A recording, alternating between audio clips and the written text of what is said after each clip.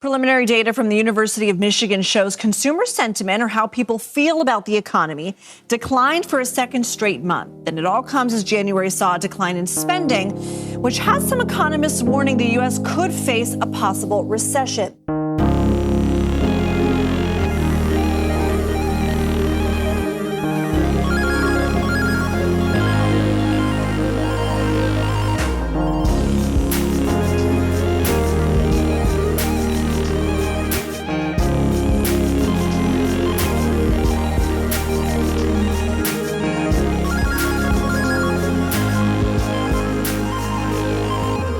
Welcome into episode 50 of This Week in Bitcoin.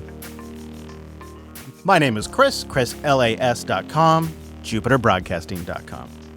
I think us Bitcoiners know this feeling a little too well. Sometimes you come to an idea maybe a little too early, and you look around and you wonder, why is nobody else thinking this way?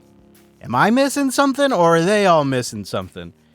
But it seems like these days, instead of waiting years for people to catch up, you only have to wait a few weeks, and then everyone else seems to start catching up. And I guess the so-called market experts are just a bit slow. After last week's episode, like a row of dominoes kicking off, everything Bitcoiners have been talking about, especially I've been talking about on the show, seems to have caught up with the so-called economists. On the CBS Money Watch, Treasury Secretary Scott Bessent today would not rule out a recession. He also downplayed stock market turmoil as a sell-off has taken the S&P 500 into correction. The benchmark index is down more than 10% from its February 19th record high. Still, some Americans are feeling squeezed, defaulting on car loans at a record level. It is interesting. Before, I guess, 2025, I was watching these delinquencies on car loans and delinquencies on credit card bills. And I thought it was strange that the mainstream media wasn't reporting it. And now here we are in 2025, maybe it's post-election, I don't know. They're opening the CBS Weekend News with this item. And I thought, well, am I tracking the wrong stats here? Because what I'm seeing seems rather alarming. But now they're just openly discussing it. I leave it to you to speculate as to why.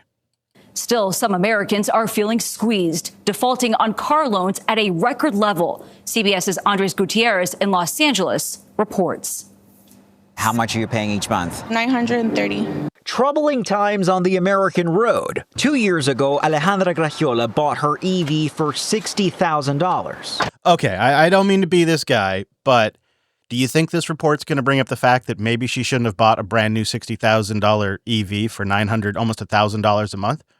I mean, that should be what your mortgage payment is. I realize it's not that, but that's what the mortgage payment should be. And 2 years later, we're surprised to discover that this gal can't afford a $1,000 a month EV. Like, that just seems obvious on its face. That was never going to work.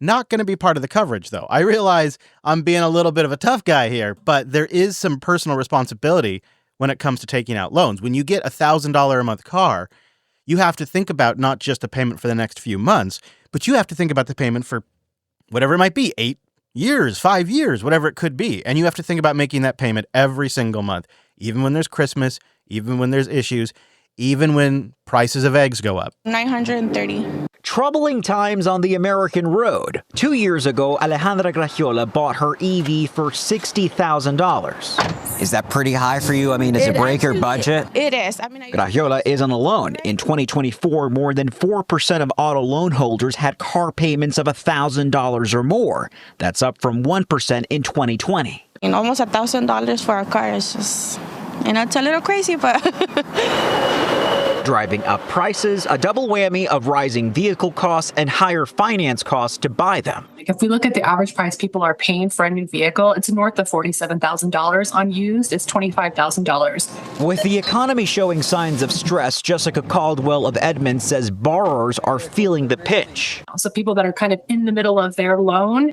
they may be hitting a point where cost of living has gotten to them and they can no longer make these payments. And that actually kind of would make sense. You buy the car a couple of years ago, inflation kicks in, now it's feeling really tight. And how could you possibly forecast that inflation would go up like 22% in a couple of years?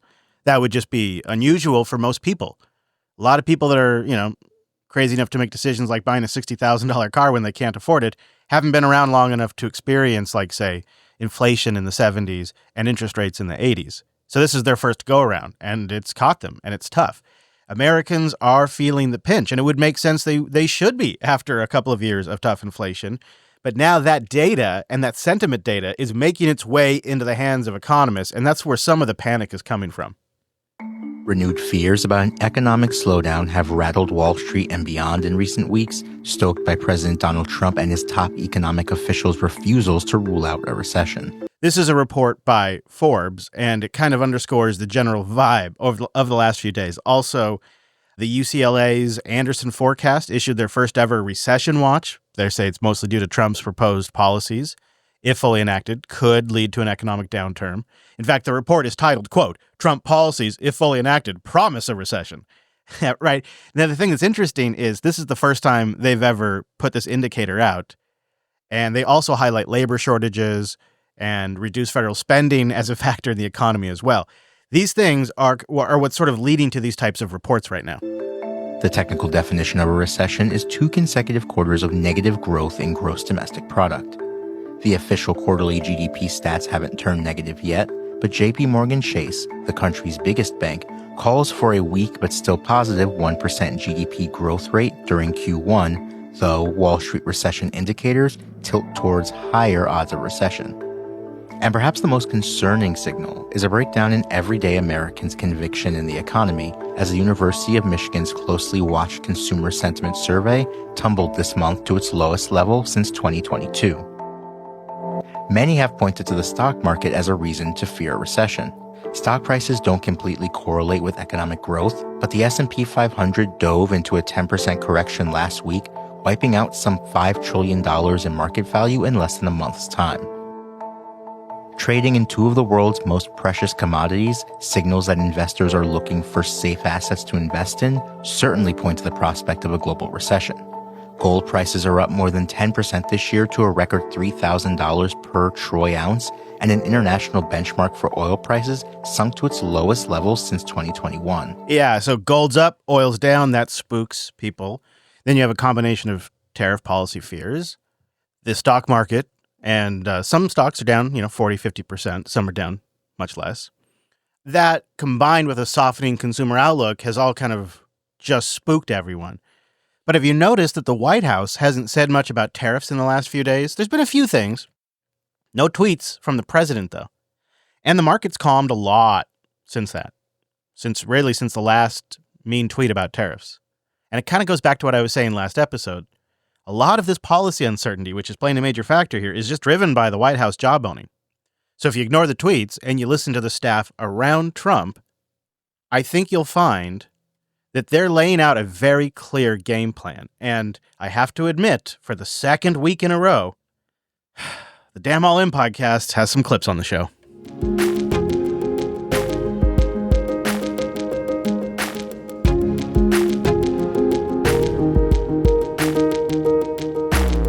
This is actually pretty good. So Freeberg and Chamath made it to D.C. to sit down with the Treasury Secretary, and they had a pretty good conversation. It meanders a bit. I'll link to the full conversation in the show notes, but they did get him to lay out his 3-point plan pretty simply. And I mean, you can just listen to the words from the Treasury Secretary directly and figure out what the game plan is. But plan 1, we're going to de-lever the government via the spending. We are also going to shed excess labor from the government. So on that side, and then on the other side, we're going to deregulate the financial system. The regulated financial system's really been in what I call a regulatory corset for a long time. And as we deregulate that, then the private sector can re-leverage. So government deleveraging, private sector re-leveraging, and the employment or the folks who lost their government jobs will be picked up and by the private more productive. Sector. Okay, so part 1 is shifting productivity to the private sector, and then part 2 is the other side of getting prices down is getting real wages up. Mm-hmm. So on getting real wages for working people up, it goes back to the Main Street versus Wall Street, and the second plan is to reorder the international trading system and bring manufacturing jobs back to the U.S. and reinvigorate the middle class. Because again, through tariffs. Well, to use tariffs, we're needed to bring other countries into line. And to create an economic incentive to onshore for some industries and some supply chains? Well, so there's tariffs. Then I think there are three other things we can do, which are the centerpiece of the administration. We can have the low and predictable taxes. We can substantially slash regulations, because regulations are the equivalent of... That'll drive investment dollars, private investment dollars. And predictability in regulations. And then cheap energy. Right. And sorry. So, cheap energy, reordering world trade, redoing regulation. These are ginormous goals. And I think when a lot of the market forecasting and panicking is being worked in, they're picturing, like that UCLA post I told you about, they're picturing a world where they accomplish 100% of this. What would it take? 30 years to accomplish 100% of that? They're going to get, a baseline. They're going to get maybe 20%. I don't know. I'd like to hear your speculation. Because you can hear how big the goals are. Now, Scott never really fully gets to part 3 of the plan, although I suspect cheap energy was part of it. But I think they kind of covered part 3 in this discussion. So, sorry, does tax cuts get made up with tariffs, or does tax cuts get made up with cutting government spending? Well, tax cuts and deregulation will change the growth trajectory. Grow GDP. Will grow GDP. If trend line has been 1.8, if you can move the growth to 3 or above, right, then you really change the trajectory. And if you can keep expenses flat or do the unthinkable and cut expenses, then you can really... So this is important. So sorry, government revenue as a percent of GDP can go lower if you have lower expenses and a faster growing economy. Yes. I think that's really important for folks to understand that relationship. And so in isolation, tax cuts might reduce revenue. But when done with reduced government spending and deregulation and a reordered international trade model, you theoretically will accelerate economic growth in this country, increase government revenue overall, even with a lower tax rate. That's kind of the theory. Yeah, right. and I'll tell you, shame on me. I was in the investment business 35 years. I talk very confidently that CBO scoring says this, and it turns out I didn't know what about CBO scoring. Like when you're on this side of the wall, you realize how crazy it is. Right. It's crazy. So just...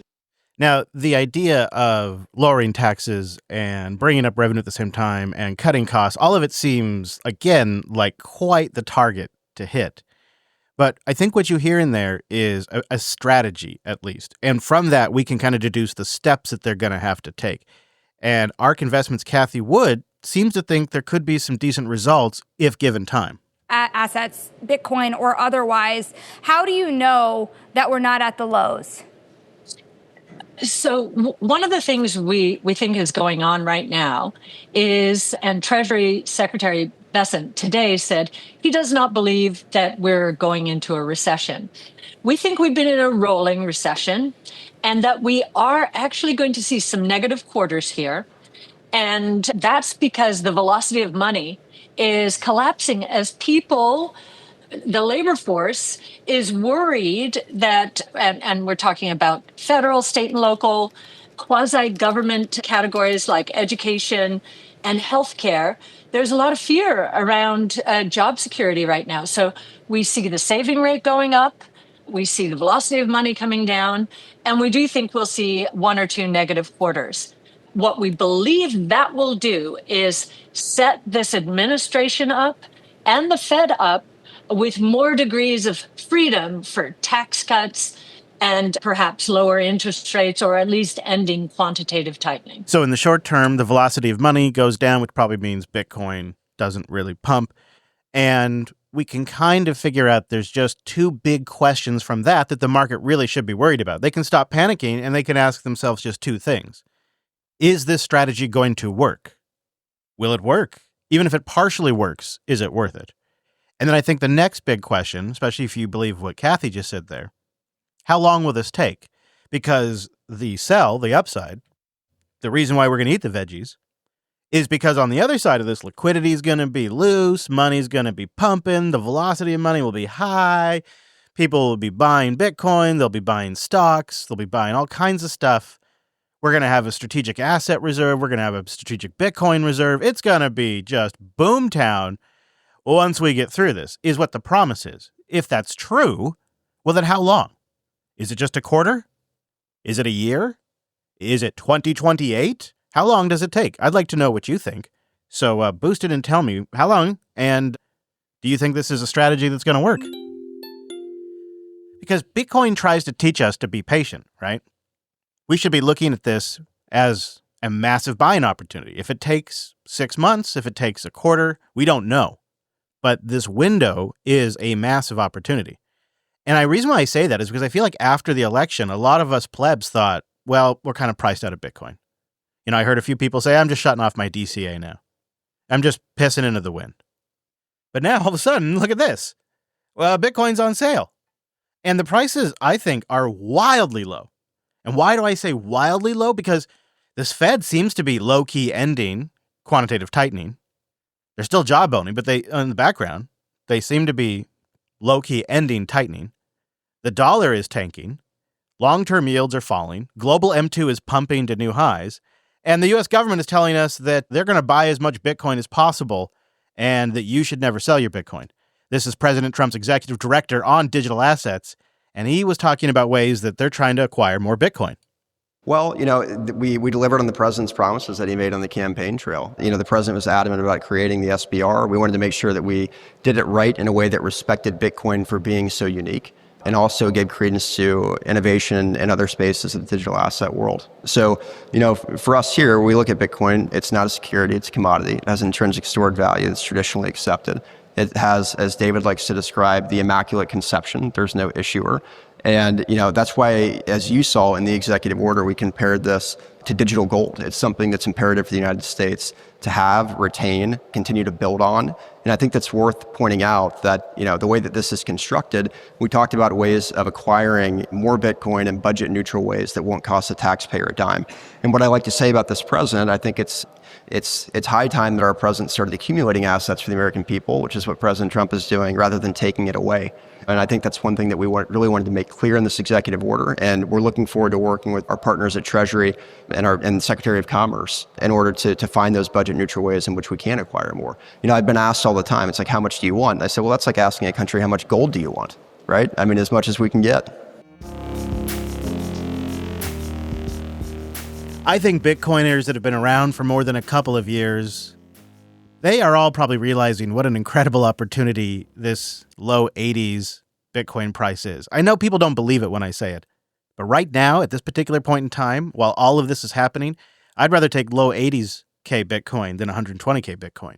There's just opportunity here like we've never seen before in the Bitcoin community.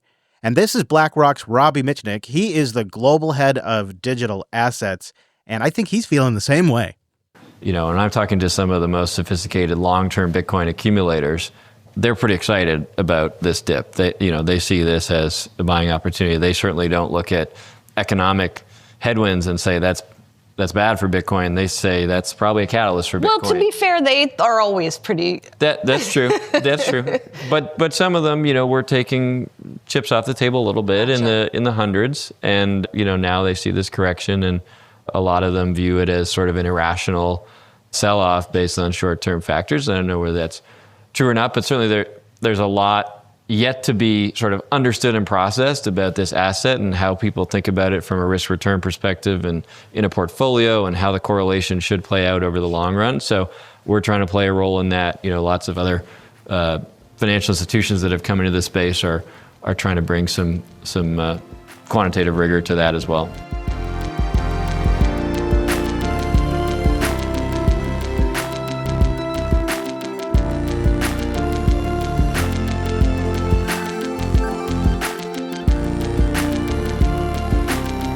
Now, I want to take a moment and zoom out. We got to look at the bigger picture. I often set the stage for each episode's discussion by looking at the macro picture in the United States.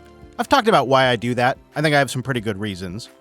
But we need to remember There's a lot more than just the United States when it comes to Bitcoin, and there are some really big things playing out on the world stage that will absolutely be factors in Bitcoin's adoption. This came from the Digital Asset Summit that was held in New York this week. Now, this is a traditional economist who I've in the past not been particularly impressed by. It's Egyptian-American economist Mohammed, probably getting this wrong, it's El-Rarian, probably wrong. And he was asked about Bitcoin's role in a macro environment where nations are increasingly worried about the weaponization of the dollar and SWIFT system. Does that lead down a path where we could see Bitcoin become this reserve, this neutral asset that's used for global trade flows? So when I travel around the world, the question I get asked the most is, how did Russia do it? Do what? Not invade Ukraine. How did Russia continue to trade while not being part of SWIFT, while not being allowed to use the dollar? How does it do it? And if you analyze it, it does it by using 4 different currencies. It's a really inefficient system, very inefficient. But it allows them to both export and import without going anywhere near the dollar. And the reason why I get asked that question is because countries are worried about the weaponization of the payment system. They're worried about the weaponization of investments, not just trade. They're worried about assets being frozen for political reasons. And they're trying to look at substitutes. That's why gold is doing what it's doing. Gold has broken every single historical correlation it's had. Why? Because central banks are buying on a consistent basis as they seek to diversify at the margin away from the dollar. So if you were to let this system run, suddenly Bitcoins has a role to play internationally. You think? You think it might? In fact, there's been rumors that they have been using it for trade. I can't really get much confirmation on that because I've seen those before and then they kind of get dismissed. But it just makes sense to me. It absolutely makes sense because right now, when they're not using cash and they're not using currencies, there's also reports that sometimes they're just straight up trading barrels of oil. Which, could you imagine just the logistics of that? Of like buying a couple $1 million worth of goods and then trying to orchestrate the payoff with barrels of oil compared to just doing a lightning transaction or something, or maybe even just on chain. It'd just be crazy. I want to turn to the EU for a moment while we're talking about the worldwide stage, because it's been interesting to see that Bitcoin and other digital asset adoptions actually been growing pretty quickly in the EU. Now, if you just look at their ETF equivalent assets under management, it's actually been increasing by 46% in the first half of 2024, which is all the data I have for right now, but it's 11.7 billion euros. It seems European investors, particularly the younger generation, have showed increased interest in digital assets. For example, in France, 9% of the population owns cryptocurrencies, which surpasses stock ownership. And it's likely even higher than that because this data is a couple years old. So that might be why the European Central Bank is moving really fast, and I mean really fast for a central bank, to roll out their own CBDC later this year. Here's the president of the European Central Bank, your buddy, Christine Lagarde. Fabio Panetta on the board and then Piero Cipollone, who has replaced Fabio, have taken the lead together with a very, very good team, which is focused on accelerating the pace and hopefully campaigning enough with all the stakeholders, meaning European Parliament, meaning European Council, meaning European Commission, so that we can eventually, not put to bed, but put to reality this digital euro. The deadline for us is going to be October of 25, and we are getting ready for that deadline. But we will not be able to move unless the other parties, the stakeholders, as I call them, Commission, Council, and Parliament, actually complete the legislative process, without which we will not be able to move. And I think it is critically important. And it seems to the agnostic or the skeptics, it seems to be more relevant and more of an imperative now than ever before. Ooh, October. Happy Halloween. Why do you suppose they're rushing right now? And does it spook you like it spooks me, even though I'm in the States? it still spooks me that Western nations are going to start implementing a CBDC. And what she's saying in that clip is essentially the banks putting pressure on the lawmakers to enshrine it in law. Why? Why by October? And does it spook you like it spooks me? And I also have another question for you. So guess what? I want you to boost in. You heard the Treasury Secretary's 3-point plan there. Do you think something like that is actually going to play out? How many quarters does it take? 1, 2, a year? And then the big thing I want to know, sometimes it's a self-fulfilling prophecy. Do you think we are going to slide into a recession? Seems to be the sentiment that is slowly sweeping across the quote-unquote market. I'd like to know what you think. Boosting on all of those things. Why now is CBDC? Why by October? Is the 3-point plan going to work? How long will it take? And are we about to slide into a recession? Your boosts support the show.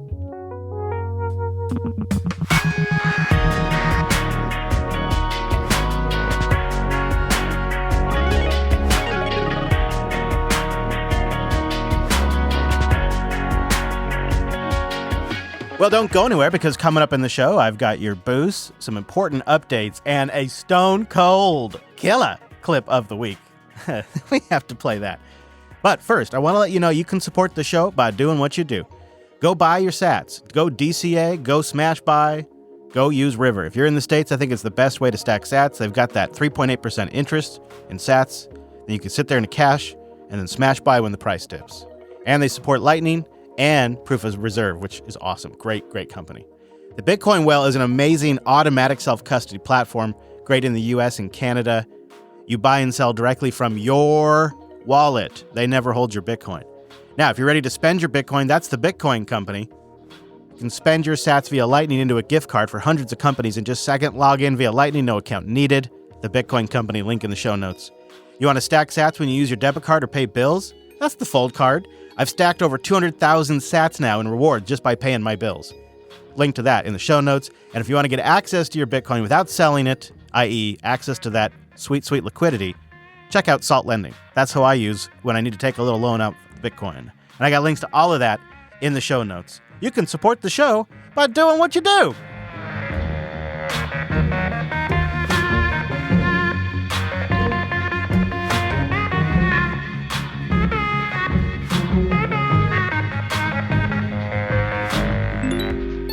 And we do have some boosts to get into.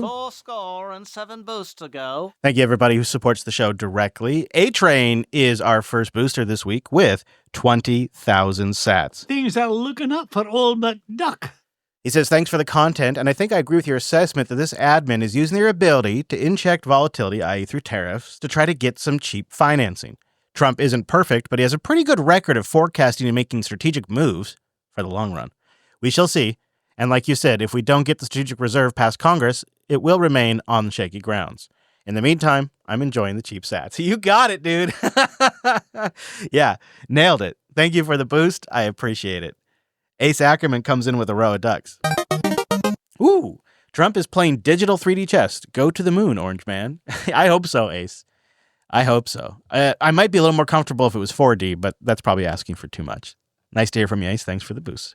Spectrus is here with a Jar Jar boost. That's 5,000 sats. You suppose? So I was storing my on-chain in the Blue Wallet on iOS, but now you've made me go get a Cold Card Mark IV and link that up with Sparrow. Next up is spinning up my own Bitcoin node. I guess this is where you say, sorry, not sorry. Yeah, I think I might. That's such a great setup. The Sparrow Cold Card with your own node.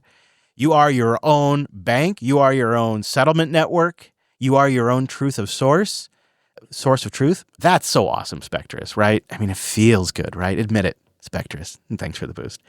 Mix is here, and it's with 10,000 gorgeous-looking sats. It's over 9,000! Says, thanks for the best explanation I heard of the Bitcoin reserve and the crypto stockpile. Was glad to hear Sachs's interview. I hadn't heard that one. Really great to hear that this is being done with transparency and accountability. Thanks for bringing the best coverage. Well, thank you, Mix, and thanks for returning the value. That's really how it should work. I appreciate that. I was relieved to hear some of Sachs's statements. I have to be honest with you. Not initially super pleased with the Sachs appointment just because I knew of his Solana history. And, he was on his podcast kind of joking about how he was dumping on retail. Didn't really like that. I do respect that the man had to sell off like over 200 mil worth of investments in cryptocurrency. And I did see that later in the week, it was reported by, I can't remember, but it was reported that Sachs had, quote, dumped his digital assets. So, there's no winning. There's no winning, right? But at least we know what the reality is, right, Mix? Thank you for the boost. Gene Beans here with 7,222 sats. Well, I'll be dipped. That's right. He says, the thought experiment of there being a plan for cheap debt is a good one. It'd be nice if that happens and ends up being true. No idea, though. Just pump the brakes right there. I know. We just have to wait and see. He says, on a different note, I've been impressed with Aqua Wallet, especially after learning it's built on the Green SDK by former Blockstream employees. It makes pegging into Liquid really easy. It can do easy peg out to Bitcoin, but Sideswap's fees are higher than Bolts.exchange. Lastly, Aqua does support USDT Tether on Liquid, and I hear that Tether has become a really common way to move money around Latin America. I don't want USD Tether, but I thought the data point was interesting. Yeah, you got it. That's it. Well, let's hear it, good buddy. It is very popular outside the United States in general. Access to dollars and Tether is just super popular. I think Aqua's pretty good.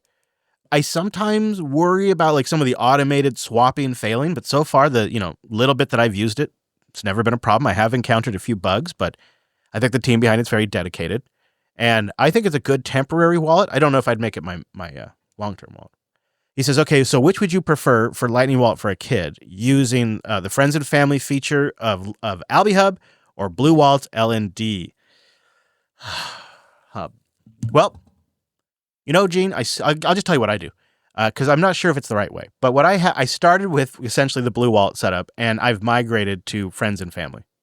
I just think Friends and Family paired with the Albi Go app is a real winner for like spouses, family, things like that. The Go app, simple, works, and it just connects in so easily with the AlbiHub.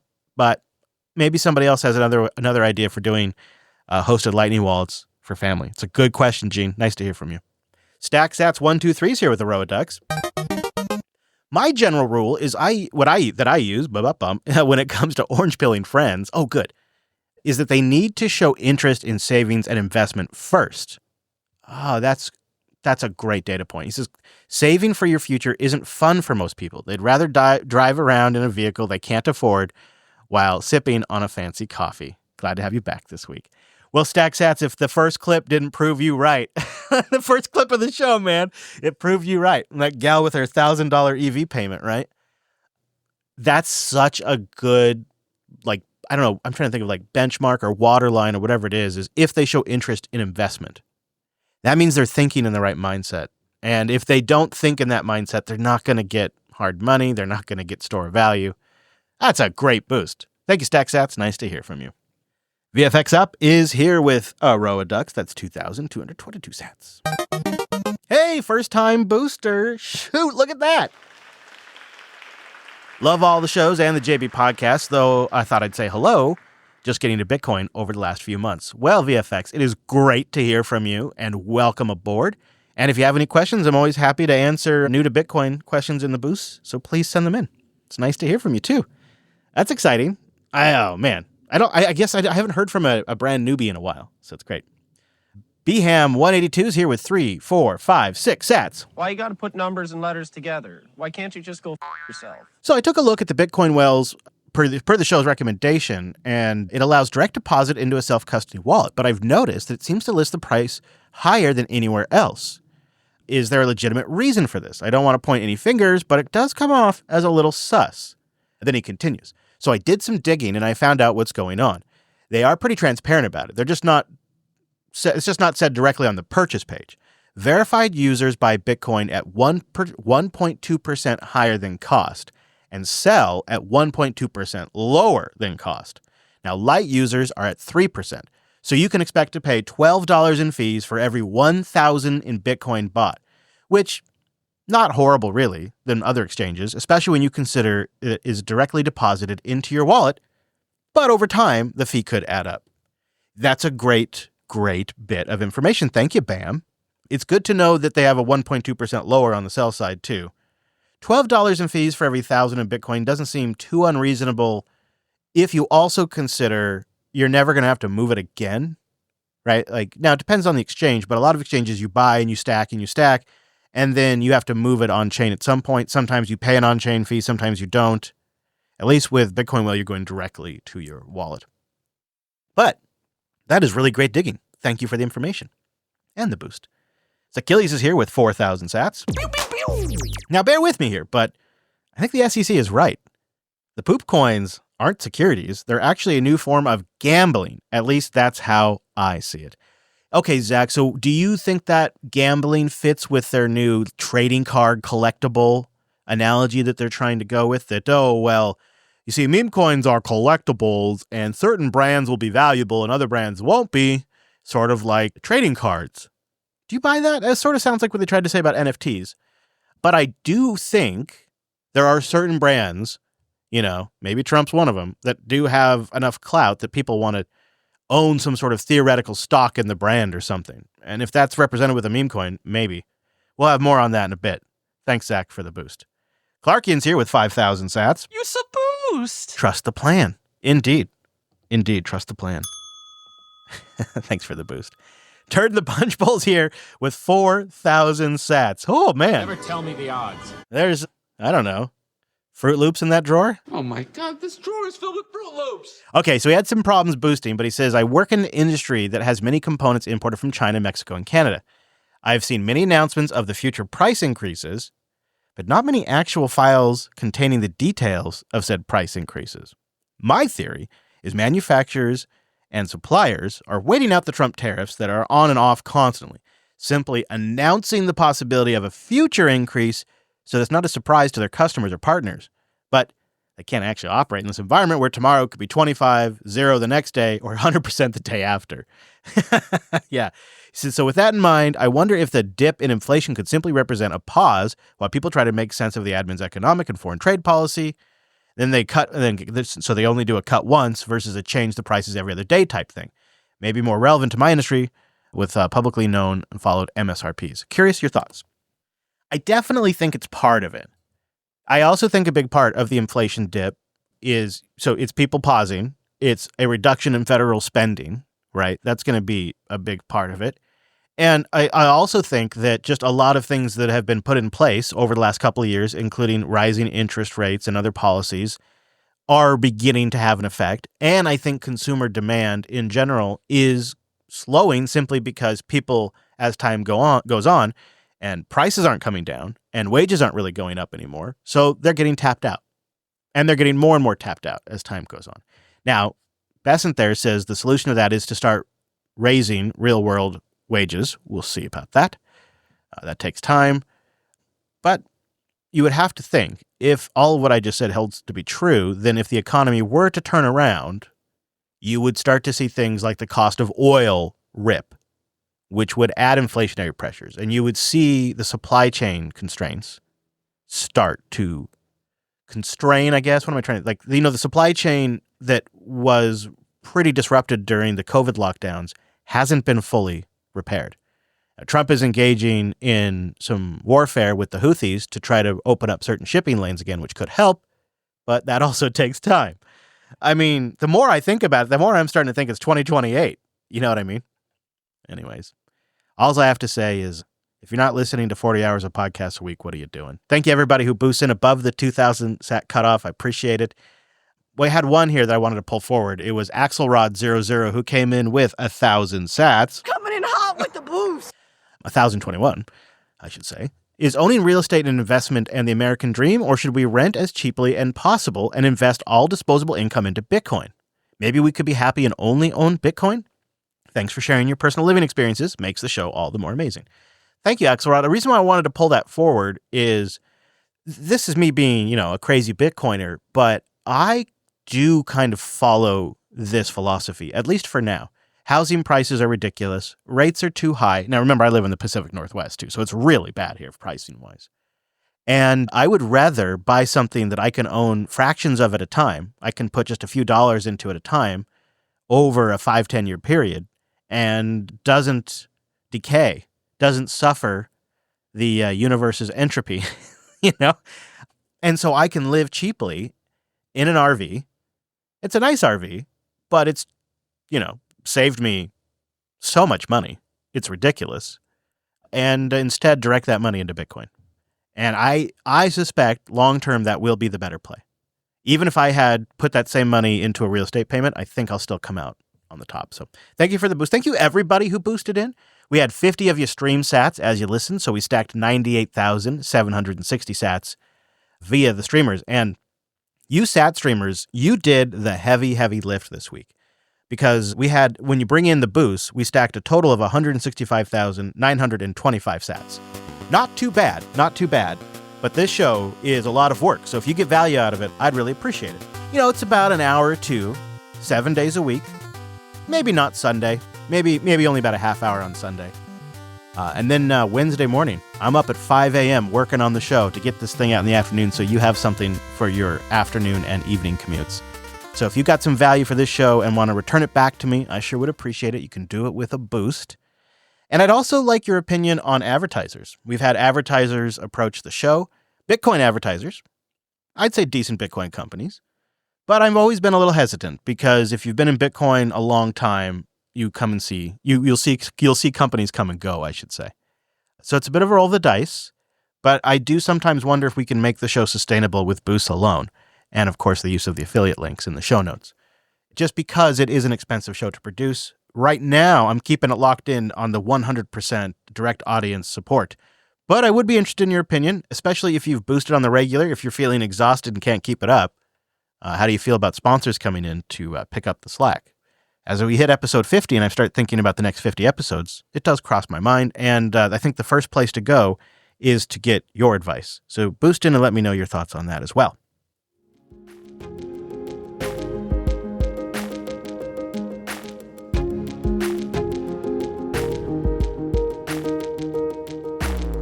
I haven't talked about the Samurai Wallet hearing in a minute. There's actually a few things going on here. And I think it's important we touch on this. So the criminal trial of the Samurai Wallet co-founders, Rodriguez and Hill, is gaining momentum with key pre-trial dates now set. And The Rage has been doing a fantastic job of covering this. I'll put a link to them in their show notes. The pair face charges of conspiracy to commit money laundering and operate an unlicensed money transmitting business, largely stemming from their creation of the privacy-focused Bitcoin wallet that used, quote, mixing to obscure transaction histories. Importantly, they are not charged directly with laundering money or even running a money laundering business. So it's kind of a weak case because some of the things don't really seem to click, but it is proceeding. And it will have, I believe, rather large ramifications for open source software development in general if open source software is used to facilitate a crime. And you could think of all kinds of scenarios where things like Firefox or Linux or just a basic command line application could get you, like Nmap, could get used in a crime. So the direction this goes could have large ramifications even outside of just Bitcoin. So here are the key dates we need to know about. May 7th, we're going to get the pre-trial motion filings. We might get some information out of that. I'll keep my eye out. July 15th and August 8th, the government and the defense expert do their witness disclosures. I don't know if we will get that publicly, but we may get a witness list. On July 16th, oral arguments on the motions begin. And then, later this year, November 3rd, the trial actually starts. So you're getting a sense here of just the timetable and how long this is going to take. Now, Hill has been excused from pretrial appearances due to travel costs, while Rodriguez remains under home restrictions. The P2P Rights Fund is trying to support their legal defense if you want to look into somebody to support. And this sort of has, the echoes of the Tornado Cash case recently. Now, it is believed that Samurai folks earned $4.5 million in fees and did operate their own mixing servers. So that's where prosecutors may try to claim that they had active control. But civil liberties groups, easy for me to say, warn that applying FinCEN's outdated definitions to newer, modernized, decentralized tools is a distortion of the law, and obviously could have a future impact on financial privacy tools. And I said like I mentioned, the wider open source use in criminal cases. So that one I'm watching closely, and it's going to be a while before we really start to get any resolution. How about some good news, though? Zeus version 0.10.0 is out. The Zeus wallet is one of the best, and it works great with your Albi Hub if you have one, too. Couple of new features in here that I'm going to highlight, but there's a whole bunch linked in the show notes. Number 1, renewable channels. Users can now renew and extend channel leases from Zeus's liquidity provider. They can upgrade channels, and they can get like discounts and reduced fees and all kinds of stuff. You can also receive push notifications via Nostr DMs or on the phone when channels are close to expiring. And that's really nice. They also added Nostr Wallet Connect. So Zeus now supports Nostr Wallet Connect as a connection method, which means it's even easier to connect to your Alby Hub or LN Bits or Coinus or Cashew or whatever it might be. And also, this is where Zeus just continues to blow my mind. You can now run multiple embedded LND nodes in the phone wallet. So you can have multiple different Lightning nodes in your pocket. So maybe you want to separate out funds between work and personal, or maybe wife and kids or whatever, and you don't want to run a full-on server like a Linux box. You could actually do that. You could have individual Lightning nodes in the Zeus app in your pocket. Or maybe it's like an Android device just on the Wi-Fi or something. I mean, incredible. And that's just the tip of the iceberg. The Zeus app is absolutely amazing. And it's one of my favorite Bitcoin apps out there. And version 0.10.0 just adds a bunch of great stuff.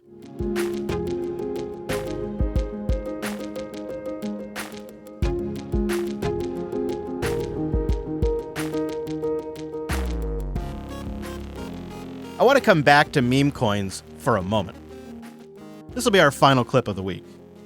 And I played ARC's Cathie Wood earlier in the show, but later in her interview, I didn't play this part for you, but I want to now.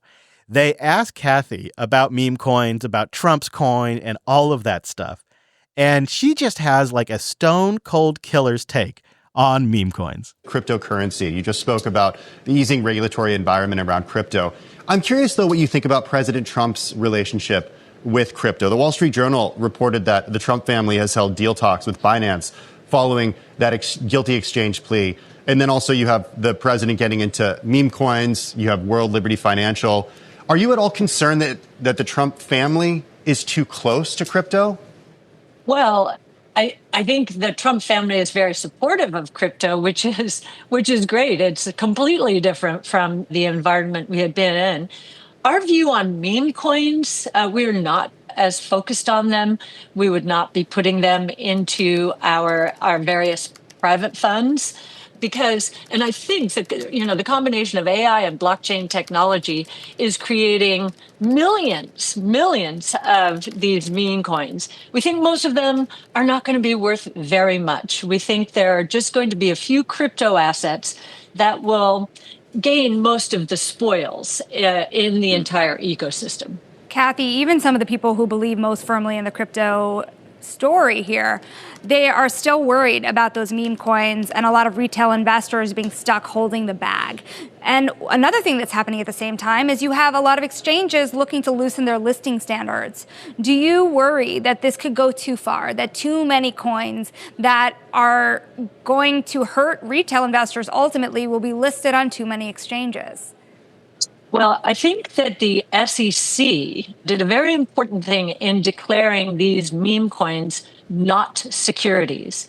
What they essentially were saying is, we are not going to regulate them, and it's buyer beware. And so if I have one message for those listening who are buying meme coins, buyer beware. And I think the message is loud and clear from the regulators. What we think will happen is there will be some fearsome declines in the prices of some of these meme assets. And, there's nothing like losing money for people to learn. And they'll learn that the SEC and regulators are not taking responsibility for these meme coins.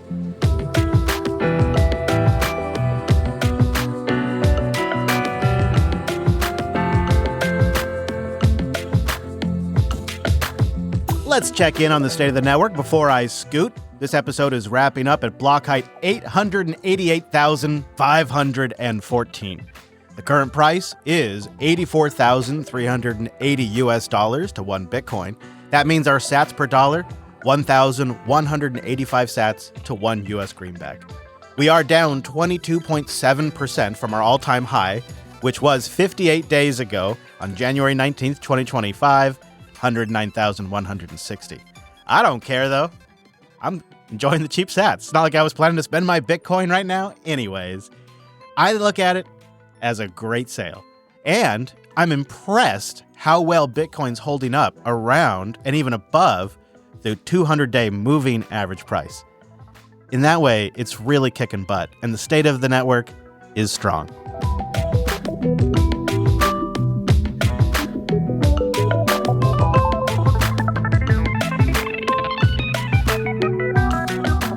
Links to what I talked about today at thisweekinbitcoin.show. I hope you enjoyed the show and got some value out of it. I would love it if you shared it with somebody else, maybe somebody who's a little Bitcoin curious, is looking for a little signal above the noise. And also let me know how I did with the boost, and boost in what you would like to hear or see from the show or what you thought I missed. Now, as I wrap up episode 50, I want to leave you with a Bitcoin-specific value for value track. I'll give a little bit of love and exposure to an artist who is making music about our beloved Bitcoin. And this week, our track is Satoshi Statue by Mitchells. A statue of a ghost, no name, no face, no ruler, no chains, just blocks in place. Tick tock, next block, ain't no stop, no escape. We are all Satoshi. Yo, Budapest, bronze face, no past. But the blocks keep running, the future's fast. Ain't no king, ain't no crown, ain't no seat. Just a system that don't need no elite. They print trillions, we don't fold. We hold keys, we break the mold. They rig the game, they sell the lie. We run nodes, we verify. Central banks been robbing for years. They print your wealth, inflate your fears. But this tech, nah, they can't control. No freeze, no C's, no remote. Step too close, look in the bronze. You see yourself, yeah, that's the cause. We are all Satoshi now. No more kings, we tear them down. Yeah, a statue of a ghost, but the code don't die. Running all, be your own bank, don't comply. No permission, no disguise. We hold keys, we decentralize. They print debt, we print blocks. They build walls, we pick locks. They play God, we defy. We hold keys, yeah, that's why. They track, they trace, they tax your breath. They own your life, they script your death. But the blocks keep coming, no rollbacks. Ain't no erasing, no hijacks. Running naughty, that's a sovereign wealth. Keep your keys, secure yourself. Ain't no boss, ain't no chain. Just you, the network in the game. This ain't a trend, this ain't a phase. This is math, locked in place. Try to stop it, yeah, good luck. Bitcoin don't need no trust. Step too close, look in the bronze. You see yourself, yeah, that's the cause. We are all Satoshi now. No more kings, we tear them down. Yeah. A statue of a ghost, but the code don't die. Running all, be your own bank, don't comply. No permission, no disguise. We hold keys, we decentralize. They print debt, we print blocks. They build walls, we pick locks. They play God, we defy. We hold keys, yeah, that's why. Tick tock, next block, time won't stop. Tick tock, next block, time won't stop. They can lie, they can steal, but they can't change what's real. Yeah, Budapest, statue stands. No more masters, no demands. Satoshi left, but he ain't gone. Cause we all here, we carry on.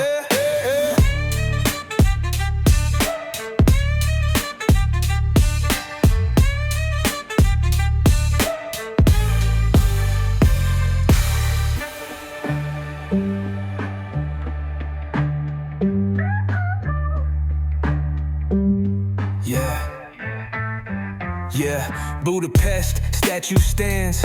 No more masters, no demands. Satoshi left, but he ain't gone. Cause we all here, we carry on.